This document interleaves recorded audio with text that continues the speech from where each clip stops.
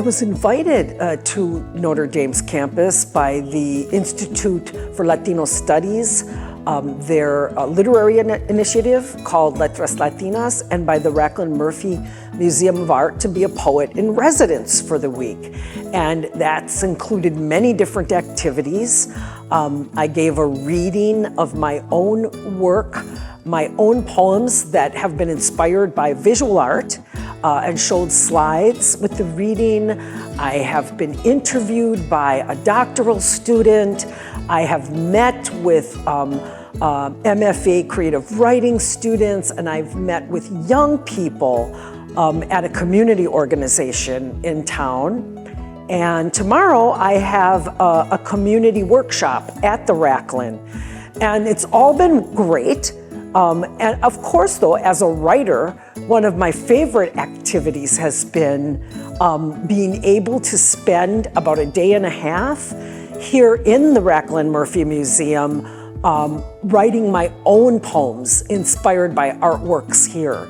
And so I have been walking around the museum and just finding so many pieces that have grabbed me and don't want to let go of me. And so I'm writing drafts of poems or making word lists or in some way responding to them. Of course, work I'll take home and revise and polish once I'm finished with the residency.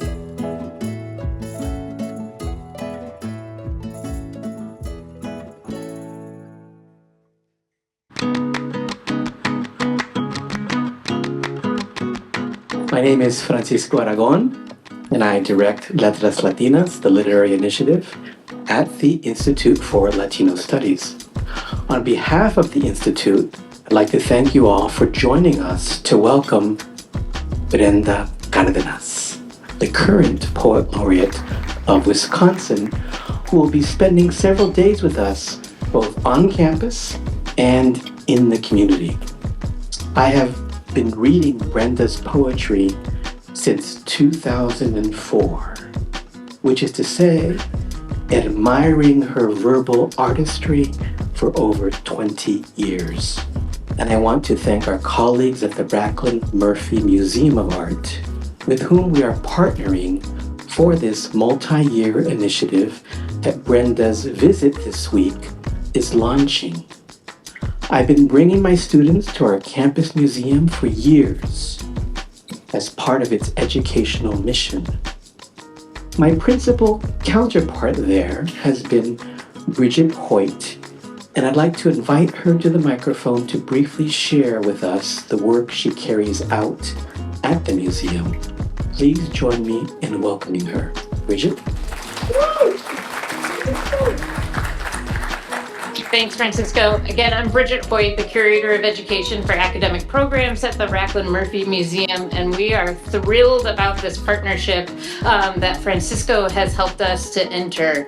It helps us live out a few of our values. First, that thinking about and making meaning of works of art is best done collaboratively and creatively and in an interdisciplinary manner, and that encountering works of art is also kind of best done and most satisfying when it's slow and patient and requires sustained attention. I'm grateful for you, Brenda, for being here to help launch it, and we hope we see more of you over the next few days. Thank you.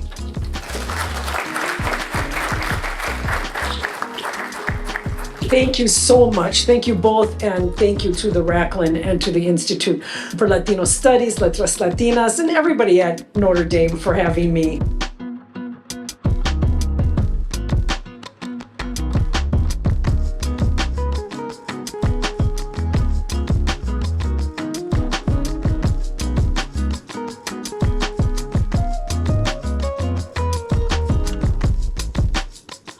I do a lot of writing inspired by art. Not all of my poetry is ekphrastic, the fancy Greek term for that, but a number of poems are. In each book I have poems that are inspired by art. And you put me in an art museum and I could be in there all day.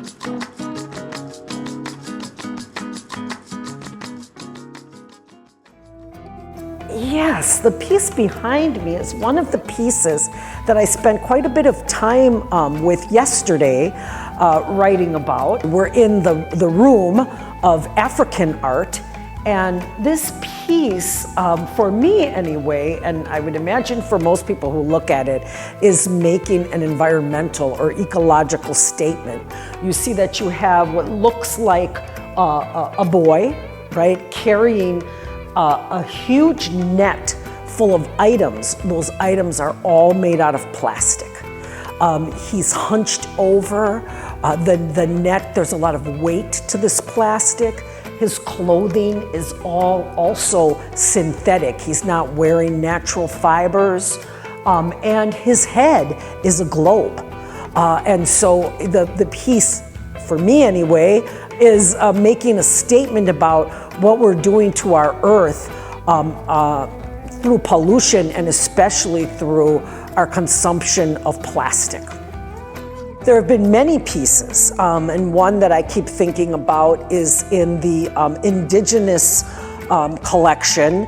It's pre-Columbian art, and it is a bowl that has a little bat's head at the top of it, and when you look closely enough, you see that the bat's wings are the rim of the bowl. That piece really grabbed me because I love bats. I have a great appreciation for how important bats are to our ecosystem. There's also another piece in that same gallery, and it's a coyote figure. Indigenous people think of coyote as a trickster, and this particular piece, coyote, is his legs are pencils. So how could a writer not notice that, right? If this coyote were to walk, he would be writing or scribbling or drawing as he walked along. His tracks would be left, right, wherever he walked. One of the opportunities I had was to sit in actually it was a literature class taught by Francisco Aragon, who's the director of Letras Latinas and is also a professor on campus. And it was a literature class in which students came to the museum to learn more about ekphrasis and to try writing a piece themselves.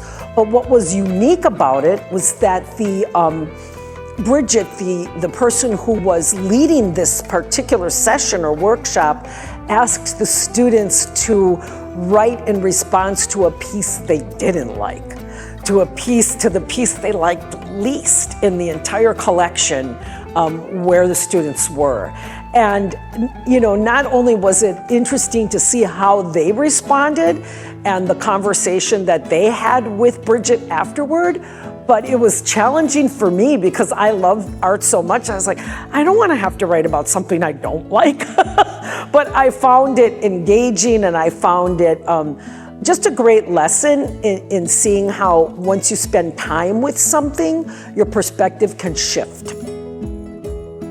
So as I'm wandering the galleries, I'm trying to take my time, taking in each thing that I look at, reading some of the didactics that are on the walls and giving us more information about the pieces, looking at the title of the piece and the piece itself and looking for relationships between them. But of course you can't write about everything, right? So I try to move with care so that I'm not missing something, but then when something really grabs me, because I've never seen anything like it before, because it speaks to an interest of my own, or because I've encountered that artist before, but not that piece, that's when I'm stopping, I'm sitting down, and I'm the kind of writer who loves word banks, so I'm usually making a word bank first. I'm filling a grid with words, all the words that come to my mind when I'm looking at that piece in as many parts of speech as I can. And then I open up my laptop and I start crafting a draft of a poem. Anybody and everybody who comes and participates, regardless of whether they are someone who's written poetry before or not, I'm hoping that they just gain a new appreciation for visual art and that they see that writing in conversation with visual art is no more difficult than any other kind of writing, and that actually sometimes it makes writing easier because you have a prompt.